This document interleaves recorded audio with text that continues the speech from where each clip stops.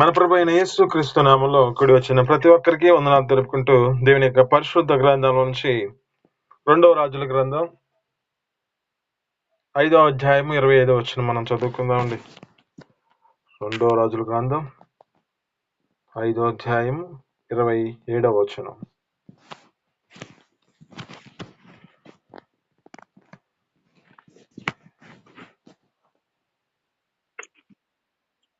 అవును,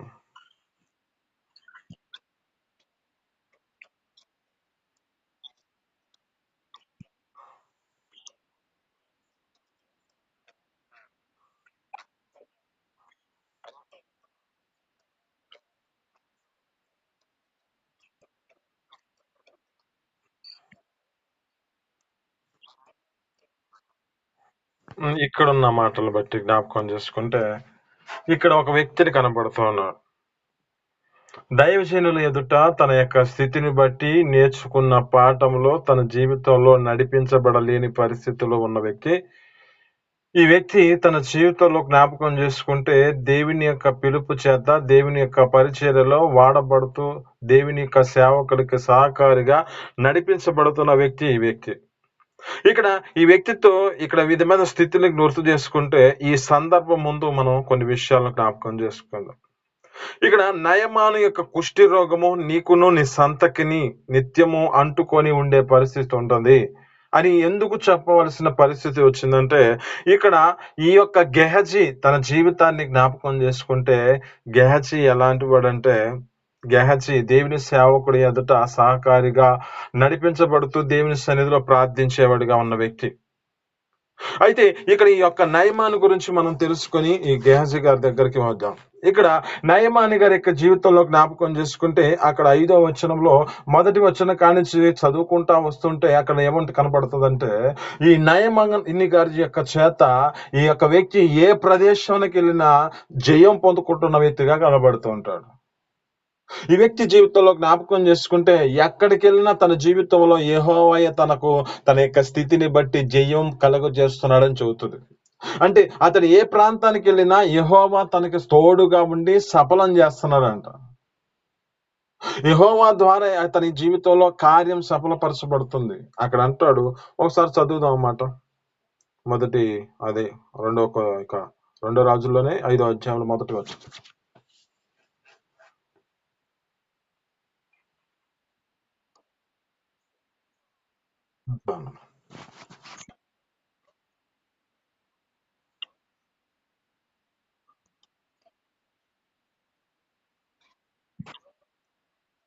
ఆమేన్. చాలా ఇక్కడ ఉన్న మాటను బట్టి ఏమంటున్నాడు, సిరియా దేశం అంతటా అక్కడ అతని జీవితంలో అతని ద్వారా యెహోవాయే జయము పొందిస్తున్నాడంట.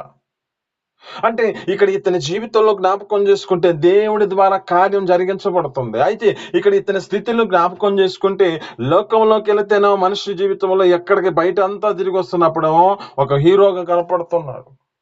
కానీ ఇంటికి వచ్చినప్పుడేమో తన జీవితంలో ఏ పరిస్థితిలో కుంగిపోతున్న స్థితి అంటే తన జీవితంలో కృంగిపోతున్న స్థితి కనబడుతుంది. ఈ పరిస్థితుల్లో జ్ఞాపకం చేసుకుంటే అతని యొక్క భార్య దగ్గర ఒక దాసురాలు ఉంది, ఒక చిన్నది. ఆ చిన్నది ఇశ్రాయేలు ప్రజలలోంచి ఆమెని బానిసరాలుగా తీసుకొచ్చుకున్న చిన్నది అంటే ఆమె. అయితే ఈ యొక్క వ్యక్తిని గమనిస్తోంది. ప్రతి దినాన హుషారుగా వెళ్ళి ప్రాంతాలకు వెళ్తున్నప్పుడు హుషారుగా వెళ్తున్నాడంట.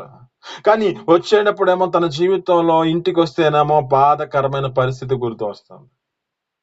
ఎందుకంటే ఆ మనిషికి ఒక కుష్టి ఉంది.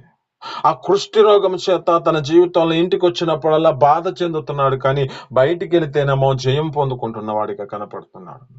అయితే ఈ పరిస్థితిని గమనించిన ఈ యొక్క దాసురాలైన ఇశ్రాయేలీ యొక్క చిన్నది ఏమని చెబుతుందంటే, పలానా ప్రాంతంలో మా సేవకుడున్నాడు.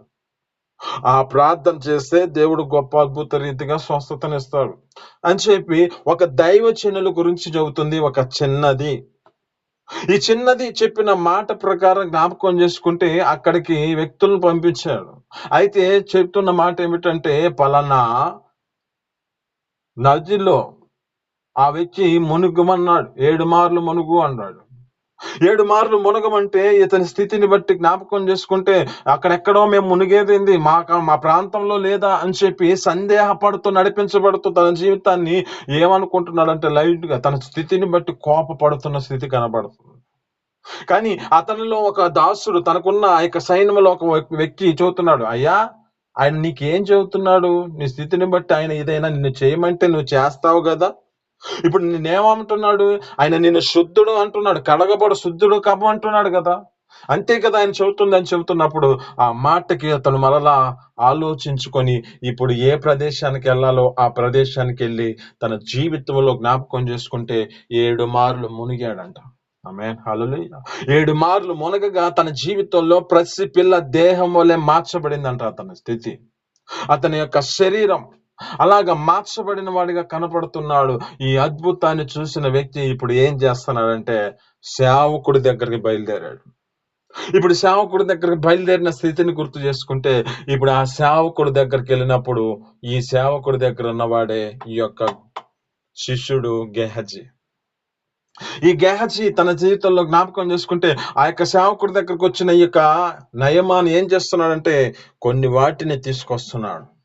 కొన్ని వాటిని తీసుకొచ్చినప్పుడు అక్కడ తన జీవితంలో జ్ఞాపకం చేసుకుంటే ఆయనైతే సేవకుడు వీటిని మాకొద్దు, దేవుడు గొప్ప అద్భుత రీతిగా మీ పట్ల కార్యం జరిగించాడు, అది చాలు అని చెప్పి అక్కడ స్థితిని బట్టి జ్ఞాపకం చేసుకుంటే ఏ మాత్రం ఏది తీసుకోకుండా వారిని పంపేస్తున్నట్లు కనబడుతుంది.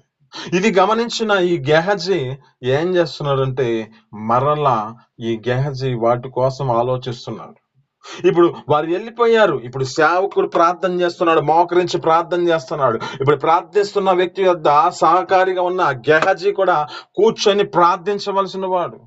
కానీ అక్కడ ప్రార్థించకుండా తన జీవితంలో జ్ఞాపకం చేసుకుంటే ఇప్పుడు ఆలోచన అంతా వారు తెచ్చిన వాటి మీద ఉంది మనసు. ఇప్పుడు వాటి మీద మనసు పెట్టుకొని ఇప్పుడు ఏం చేస్తున్నాడంటే ఇక్కడ సేవకుడు ప్రార్థన చేస్తున్నాడు. ఇప్పుడు శిష్యుడిగా ఉన్న ఈ వ్యక్తి ప్రార్థన చేయవలసిన వాడు ఇప్పుడు ఏం చేశాడంటే అక్కడ నుంచి వెళ్ళి అతనికి కావాల్సినవన్నిటిని వారి యొద్ద నుంచి తీసుకొచ్చాడు. ఇప్పుడే మా యజమానుడు పంపించాడు, మా సేవకుడు పంపించాడు అని చెప్పి అతడు ఏం చేస్తున్నాడంటే వేరే వాళ్ళు వచ్చారని చెప్పి వాటిని తీసుకొచ్చుకొని ఎక్కడ పెట్టాడు చూడండి, తన ఇంటి వద్ద పెట్టాడంట. ఇక్కడున్న మాటను చాలా శ్రద్ధగా ఆలకిస్తే అక్కడ అంటున్న మాటను కూడా జ్ఞాపకం చేసుకుంటే ఇక్కడ అంటున్న మాట నీకును నీ సంతతికిని అంటున్నాడు. అంటే అతడు పెట్టిన స్థితి ఎక్కడున్నదో తన జీవితంలో ఆ యొక్క స్థితిని బట్టి అది తీసుకున్న దాన్ని బట్టి ఎక్కడైతే తన జీవితంలో పెట్టాడో ఇప్పుడు ఆ కుటుంబము తన జీవితంలో సంతతి అంతటికి ఏం కలిగించే పరిస్థితిని తీసుకొచ్చాడు అంటే కుష్టి రోగాన్ని తీసుకొచ్చాడు. ఇప్పుడు ఆ యొక్క వ్యక్తితో దేవుడు ఆ యొక్క సేవకుడు మాట్లాడుతున్నాడు, ఎక్కడికి వెళ్ళావు గెహజీ? అయ్యా నేను ఎక్కడికి వెళ్ళాను అంటున్నాడు, నా మనసు నీతో కూడా రాలేదా అంటున్నాడు. ఇప్పుడు గెహజీ అనుభవంలో మనం కొన్ని విషయాలను జ్ఞాపకం చేసుకుందాం. ఒకటి, గెహజీలో ఉన్న స్థితి ఏమిటంటే దురాశ. ఈ దురాశ ఏం చేస్తుందంటే వినాశనానికి దారి తీస్తుంది, నీ జీవితంలో నాశనానికి దారి తీస్తుంది. నీ స్థితిని బట్టి నీకు ఇచ్చిన దాన్ని బట్టి నువ్వు సంతృప్తి కలిగి ఉండాలి, కానీ ఇతర వాటిని నువ్వు ఆస్వాదించే పరిస్థితిలో ఉంటున్నావేమో జ్ఞాపకం చేసుకో. దేవుడు నీకు ఇచ్చిన దాన్ని బట్టి నీకు ఇచ్చిన ఆ యొక్క దానిని బట్టి నువ్వు సంతృప్తి కలిగి ఉంటున్నావా లేదో జ్ఞాపకం చేసుకో. అపోస్తులైన పౌలు అంటాడు, నా జీవితంలో నాకు కలిగిన దాన్ని బట్టి నేను ఏ స్థితిలో ఉన్నా నేను సంతృప్తి కలిగి ఉన్నాను, నేను ఆ స్థితిలో నేను ఆ దేవుణ్ణి స్తుతిస్తున్నాను అని ఒక అపోస్తులైన పౌలు గారు చెప్పగలుగుతున్నాడు. ఈ దినం నీతో మాట్లాడుతున్న మాటలు బట్టి ఇక్కడ గెహజీ యొక్క అనుభవంలో మన జీవితాలు ఏమన్నా నడిపించబడుతున్నాయేమో ఈ దినం నీతో మాట్లాడుతున్నాడు. ఈ గెహజీ యొక్క స్థితిని బట్టి జ్ఞాపకం చేసుకుంటే గెహజీ దురాశ చేత తన జీవితంలో వినాశనాన్ని తీసుకొచ్చుకున్న పరిస్థితి కనబడుతుంది. 2, తన జీవితంలో జ్ఞాపకం చేసుకుంటే దేవుని సన్నిధిలో సేవకుడి పక్కన తిరుగుతున్న శిష్యుడే, కానీ అబద్ధము దేవుని ముందు నిలవదు. అబద్ధం ఆడుతున్నాడు. సేవకుడికి తెలియదా పరిశుద్ధాత్మ దేవుడు ప్రేరేపణ కలిగి ఏ విధమైన స్థితిలో ఎలాంటి నడిపించబడుతున్న స్థితి కనపడుతుంది ప్రతి సేవకుడికి. ఆత్మ సంబంధంగా నడిపించబడితే సేవకుడికి ఎదుటి మనిషి ఎలా ఉన్నాడో నడిపించబడే స్థితి కనపడుతూ ఉంటుంది. అందుకే దేవుని యొక్క సన్నిధిలో వారిని నిలబెట్టుకొని, దేవుని యొక్క సన్నిధిలో మనతో మాట్లాడుతున్న మాటలను బట్టి జ్ఞాపకం చేసుకుంటే, మన యొక్క స్థితి హృదయాన్ని ఎరిగిన దేవుడు, ఆ పరిశుద్ధాత్మ దేవుడు ఒక సేవకుడి ద్వారా మనకి బయలుపరుస్తూ ఉంటాడు. ఆమేన్. హల్లెలూయా. అంటే ఆ విధమైన స్థితిలో మనకి బయలుపరుస్తున్నప్పుడు మనం ఏం చేయాలో తెలుసా? దానికి మన జీవితాల్లో నిజమేనయ్యా, నా స్థితి ఇలాంటిదే అని ఒప్పుకునే స్థితిలోకి రావాలి కానీ, దానిని కప్పుకునే స్థితిలోకి రాకూడదు. ఇక్కడ అబద్ధం చెబుతున్నాడు ఈ యొక్క వ్యక్తి. ఏమని చెబుతున్నాడు? అయ్యా నేనెక్కడికెళ్ళాను? ఇక్కడే ఉన్నాను గదా! అని ఈ యొక్క ఎలీషాతో చెబుతున్నాడు. అబద్ధం చెబుతున్నాడు. కానీ సత్యం దాచిపెట్టలేని పరిస్థితి కనుక ఇక్కడ మరి యొక్క పరిస్థితిని గుర్తు చేసుకుంటే, ఇక్కడ ఒక వ్యక్తిని మీకు గుర్తు చేస్తాను. ఇద్దరు కుటుంబాలు భార్యాభర్తలు అననీయ, సఫీర్య గారు తెలుసు కదా! అపోస్తలుల కార్యములు 5వ అధ్యాయంలో ఉంటారోళ్ళు. వారి జీవితాల్లో కూడా ఏకీభవించి అబద్ధమాడుతూ ఉన్నారు. వారి స్థితిని గుర్తు చేస్తే అబద్ధమాడిన పరిస్థితిని బట్టి మరణానికి వారు ఆహుతులైపోయిన పరిస్థితి. ఇక్కడ ఈ గెహజీ స్థితిని బట్టి జ్ఞాపకం చేసుకుంటే ఇప్పుడు అబద్ధం ఆడుతున్నాడు. అబద్ధము దేవుని ఎదుట నిలబడదు. ఆ అబద్ధము ఆ యొక్క పరిశుద్ధాత్మ సేవకుని ఎదుట అది ఏమాత్రం నిలవదు. దేవుని యొక్క సేవకుడు తెలుసు ఏ విధమైన స్థితిలో నడిపించబడుతున్న స్థితి గుర్తు చేసుకుంటాడు. ప్రభువైన యేసుక్రీస్తు మనల్ని ఎలా పరీక్షిస్తూ ఉంటాడంటే, మన జీవితాల్లో మనం యొక్క స్థితిని బట్టి ఏం చూడలేదని మనం అనుకుంటాం. కానీ హృదయ అంతరంగాలను పరిశోధించే దేవుడు మన ప్రభువైన యేసుక్రీస్తు. నీ జీవితంలో ఎలాంటి స్థితిలో ఉన్నావో, నీ యొక్క స్థితి ఎలాంటి హృదయాన్ని కలిగి ఉన్నావో ప్రతి విషయాల్లో జ్ఞాపకం చేసుకుంటే దావీదు గారు అంటుంటాడు 139వ అధ్యాయంలో మొదటి వచనం కానించి కొన్ని విషయాలను మనం చదువుకుందాం. త్వరగా చదవండి, చదివగలను. 139వ కీర్తనలు మొదటి అధ్యాయం కానించి కొన్ని విషయాలు చదవండి.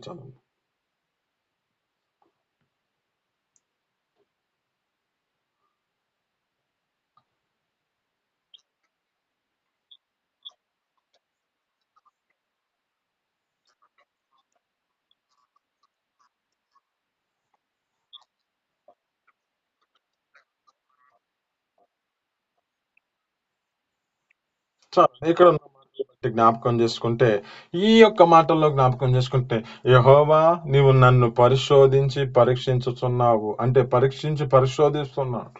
అంటే ఈ విధమైన స్థితిలో జ్ఞాపకం చేసుకుంటే, ఏ విధమైన స్థితిలో ఉన్నవారిని దేవుడు గమనిస్తూనే ఉంటాడు. ప్రతి మనిషిని గమనించే దేవుడు మన దేవుడు.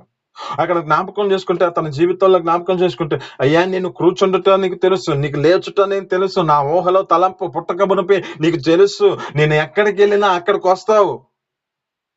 ఆకాశానికి ఎక్కిపోదాను అనుకుంటున్నాను, అక్కడికి వస్తావు. పాతాళమునికి ఎక్కిపోయినా ఆ పరిస్థితిని బట్టి వెళ్ళిపోయినా ఆ ప్రదేశంలో వస్తావు. ఎక్కడికి వెళ్ళినా దేవుడు చూస్తూనే ఉంటాడు.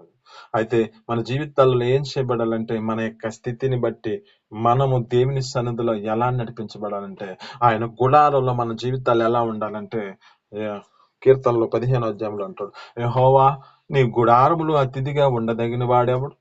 నీ పరిశుద్ధ పర్వతం మీద నివసింపదగిన వాడెవడు?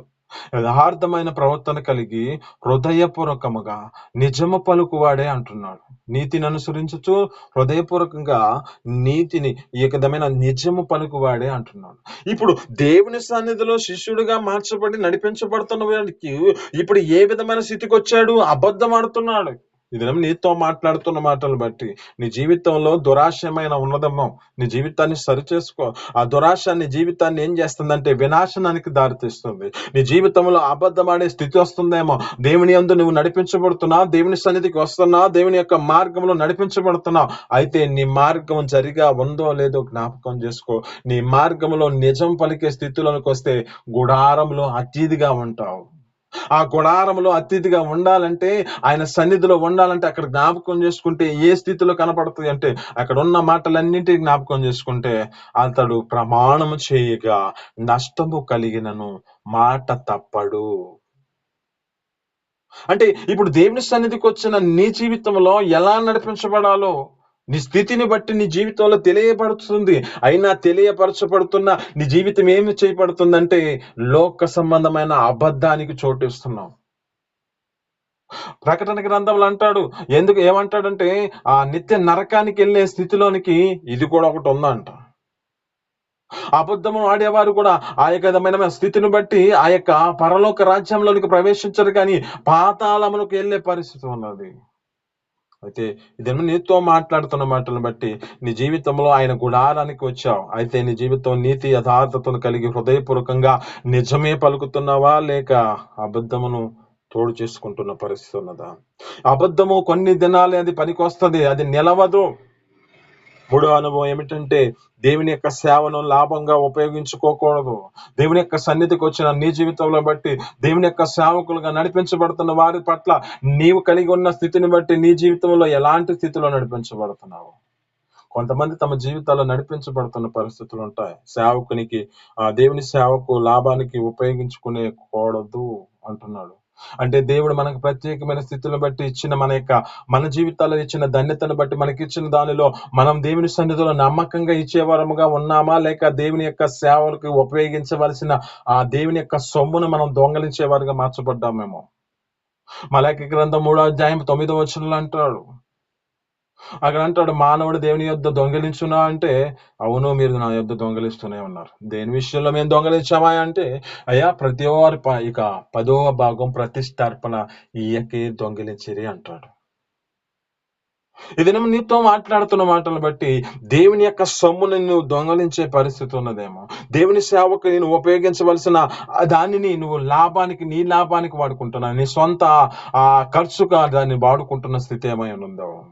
దేవుని సన్నిధిలో ఇంకా అంటాడు కదా, సామెతల గ్రంథాలు అంటాడు, నీ రాబడి అంతటిలో ఫలం ఇచ్చి యెహోవాని గనపరచుము. అప్పుడు నీ కొట్లలో ధాన్యం సమృద్ధిగా ఉంటది. నీ ద్రాక్షారసము పైకి పొర్లి, క్రొత్త ద్రాక్షారసం పైకి పొర్లి ఆ గానుగులో పైకి పొర్లి పారుతుంది అంటాడు. పైకి పొర్లి పారుతుంది అంటాడు. అంటే ఇక్కడ జ్ఞాపకం చేసుకుంటే ఈ 3 అనుభవంలో ఏం చేయబడాలంటే దేవుని యొక్క సేవకు సంబంధించినది లాభంగా మనం ఆశించేవారిగా మనం ఉండకూడదు. వారు ఏం చేశారంటే దేవుని పరిచర్యకి ఇవ్వాలని ఆలోచన బాగానే ఉంది. దేవుని యొక్క సేవకు ఇవ్వాలని అక్కడ జ్ఞాపకం చేసుకుంటే అక్కడ అంటున్న మాటలు అపోస్తుల కార్యంలో ఏమంటుండంటే, ఆ దినాలలో అపోస్తుల పాదాల యొద్ద వారికి కలిగిన స్థిరాస్తులు పెట్టి వారు నడిపించబడుతున్న స్థితి ఉన్నదంట. అయితే వీరు కూడా ఏం చేశారంటే, వారు కూడా తమకు కలిగిన పొలమును అమ్మి వారు ఇప్పుడు ఏం చేశారంటే కొంత దాచుకొని, దేవుడికి ఇవ్వవలసినది దొంగలించటం ఏంది? దేవుడికి ఇవ్వాల్సిన సొమ్ముని దొంగలించే పరిస్థితి ఎందుకు వస్తుంది? దినం నీతో మాట్లాడుతున్న మాటను బట్టి దేవుని యొక్క సన్నిధిలో సేవకు లాభకరమైన స్థితిని మన జీవితాల్లో దాన్ని లాభకరంగా మనం వాడుకోకూడదు. దేవుని సేవకు ఇవ్వాల్సినది దేవునికి ఇవ్వాల్సిందే. ఆ దేవుని సన్నిధిలోనికి ఇవ్వాల్సినది మనం ఆ దేవుని సన్నిధిలో ఇచ్చేవారిగానే మార్చబడాలి, కానీ దానిని మనం దాచిపెట్టుకునేవారిగా, దానిని మనం దొంగలించేవారిగా మార్చబడకూడదు అంటున్నాడు. ఈ మాట జ్ఞాపకం చేసుకుంటే అక్కడ ఒకసారి చదువుదామా? ఆ మాటని ఎందుకు శాపగ్రస్తుడు అయిపోతున్నాడు మనిషి? మలాకి గ్రంథం 3వ అధ్యాయము 9వ వచనం చదువుదామండి. మలాకి 3:9.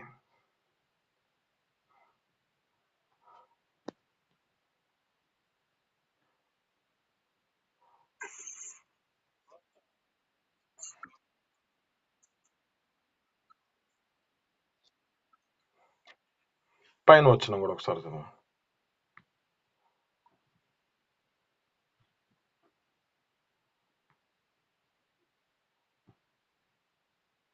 బ్రదర్ పైన వచనం కూడా చదువు. పైన వచనం కూడా చదువు బ్రదర్.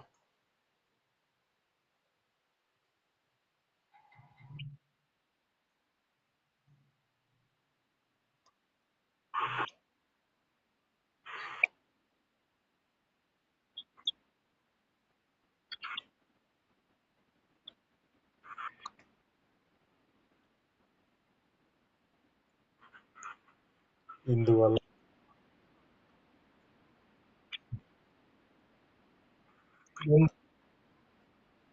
చాలా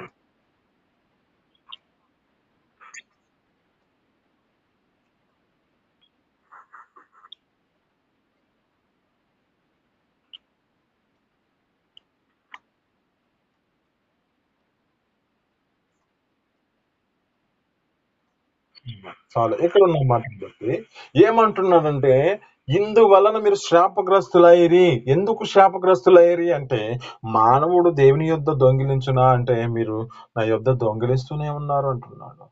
దేని విషయంలో మేము దొంగిలించామయ్యా అంటే, 10వ భాగం ప్రతిష్టార్పణ ఇయ్యకే దొంగిలించిరి. ఇందువలన మీరు శాపగ్రస్తులుగా మార్చబడ్డారు. ఇప్పుడైతే నా మందిరములో ఆహారం ఉండినట్లుగా ఎవరైతే ఈ యొక్క మందిరపు యొక్క ధన నిధులను తీసుకొస్తారో, ఇప్పుడు వారి జీవితాలు నాకిచ్చి మీరు శోధించిన యెడల ఆకాశపు ఆకిళ్ళని నిప్పి పట్టజాలని విస్తారమైన దీవెనలతో నింపుతానంటున్నాడు.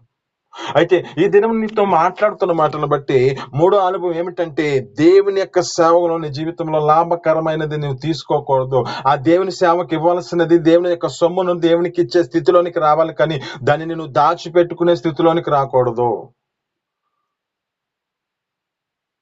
4, మన జీవితాలలో ఏం చేయబడాలంటే, మనం మంచి నాయకుడి దగ్గర ఉన్నప్పుడు ఆయన యొక్క ఆయన యొక్క స్థితిని బట్టి ఆయన యొక్క అలవాట్లు మనకి రావాలి, కానీ ఇతర వాటిని మనం నడిపించబడే స్థితిలోనికి రాకూడదు. ఇప్పుడు మన జీవితాలలో ఏం కావాలంటే, మనం వెంబడిస్తున్న స్థితి ఇప్పుడు మన ప్రభు అయిన యేసు క్రీస్తుని వెంబడిస్తున్నాం. ఇప్పుడు వెంబడిస్తున్న మన జీవితాలలో ఆయన యొక్క గుణగణాలు మనకి రావాలి, కానీ ఇతర వాటికి మన జీవితాలు అప్పగించబడకూడదు. ఇప్పుడు ఎలీషా ప్రవక్త యొద్ద ఉన్న గెహజీ ఏం చేస్తున్నాడంటే, గెహజీ ఇప్పుడు తన జీవితంలో సొంత ఆలోచన చేస్తున్నాడు. తన యొక్క సొంత ఆలోచన ఏం చేస్తుందంటే, తన జీవితంలో ఇప్పుడు తన యొక్క స్థితిని బట్టి తన కుటుంబం వారికి కూడా హాని తెచ్చుకున్న పరిస్థితిని తీసుకొచ్చుకున్నాడు. ఇప్పుడు దేవుని సేవకుడి ఎదుట నువ్వు నడిపించబడుతున్న స్థితిలో నువ్వు ఉన్నావు. ఆ ప్రభువైన యేసుక్రీస్తు నువ్వు వెంబడిస్తున్న నీ జీవితంలో ఇప్పుడు ఆయనతో సావాసం చేస్తున్నప్పుడు నీ జీవితంలో ఏం రావాలంటే, ఆయన గుణగణములు నీ జీవితంలో రావాలి. ఇప్పుడు ఆ యొక్క సేవకుడిని మనం వెంబడిస్తున్న స్థితిని బట్టి ఇప్పుడు ఆయన బోధిస్తున్న ప్రతి మాట ఆయనకు తెలుసు కదా. శిష్యుడిగా నడిపించబడ్డాడు. ఇప్పుడు శిష్యరకం చేస్తున్నాడు. తన జీవితంలో నేర్చుకున్న వాటిలో తన జీవితంలో ఒక వ్యక్తి ఆ యొక్క ప్రత్యేకమైన స్థితిలో అతడు కూడా ఒక సిద్ధపాటు కలిగి ఉండవలసిన వాడు. ఇప్పుడు తన జీవితం ఎక్కడికి వెళ్ళిపోయింది? ధనం, దుస్తులు, వెండి బంగారములకు తన జీవితాన్ని హృదయాన్ని అప్పగించుకున్న పరిస్థితి. ఎందుకు? ఎలీషా మనసు నీకాడ ఎలీషా మనసు తన జీవితంలో ఎలాగుందో ఇతని మనసు కూడా అలాగే నడిపించబడాలి కదా. ఇప్పుడు ఒకరితో ఒకరు సావాసం చేస్తే అతని యొక్క మనసు ఇతనికి వస్తుంది అంటున్నాడు. మరి ఇతని జీవితంలో ఏ విధమైన స్థితిలో నడిపించబడ్డాడు? ఇప్పుడు ఎందుకు అంత కోరిక? ఎందుకు ఈ విధమైన స్థితి అంటే, తన సొంత ఆలోచన ఒకటి వచ్చేసింది. ఇప్పుడు సొంత ఆలోచన ఏం చేస్తుందంటే మనిషిని పతనానికి దారితీస్తుంది. అంతకుముందు దేవుడు ప్రత్యేకమైన రీతిలో వారిని ఏర్పరచుకున్నాడు. ఆ ఏర్పాటులో వారిని పిలిచిన పిలుపు గొప్ప ప్రత్యేకత. అంతకుముందు ఆలోచనే లేదు. ఎప్పుడైతే ఆదికాండంలో 3వ అధ్యాయానికి మొదటి వచనానికి వచ్చేలకే నిజమా అనగానే పడిపోయారు. నిజమా అన్నప్పుడే వారి జీవితాల్లో ఇప్పుడు ఆలోచించటం మొదలు పెట్టారు.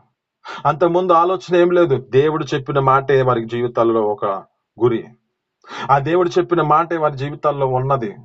ఇంకే ఆలోచన లేదు వారి జీవితాల్లో. ఏ విధమైన స్థితిలో అక్కడ నడిపించబడలా. ఇప్పుడు వారి జీవితాల్లో ఒక ఎత్తనం పడింది. ఇది నిజమా? ఈ విధమైన స్థితిలో అంటే మనం దేనికి పనికిరాం. ఏదో ఒకటి విధమైన స్థితిని బట్టి మనం సంపాదనగా అన్యాయంగా సంపాదించుకొని ఇప్పుడు అభివృద్ధి కలిగితేనే మన జీవితాల్లో సమృద్ధిగా మన దగ్గర ఉంటది అని నీ జీవితం ఆలోచిస్తున్న పరిస్థితి ఉన్నదేమో. నేను నీతో మాట్లాడుతున్న మాటను బట్టి దేవుని యొక్క సన్నిధిలో దేవుని యొక్క సేవకులతో సావాసంతో ఉన్నాం. దేవుని యొక్క సన్నిధిలో నీ జీవితంలో ప్రభువైన యేసుక్రీస్తును వెంబడించడానికి నీవు ప్రభువైన యేసుక్రీస్తు పట్ల నువ్వు రక్షణ పొందుకొని నడిపించబడుతున్నావు. ఇప్పుడు నీ కొరకు ఆయన ఒక మార్గాన్ని చూపించాడు, ఒక మాదిరి చూపించిపోయాడు కదా. ఇప్పుడు ఆయన స్థితిని బట్టి ఆయన ఎలా నడిపించబడ్డాడో అలాంటి మార్గంలో నువ్వు కూడా నడిపించబడాలి కదా. అలాంటి నడిపింపును మనం దేవుని సన్నిధిలో అప్పగించుకుందాం. ఏదైనా మనం మీతో మాట్లాడుతున్న మాటలు బట్టి 1 దురాశ వినాశనానికి దారితీస్తుంది.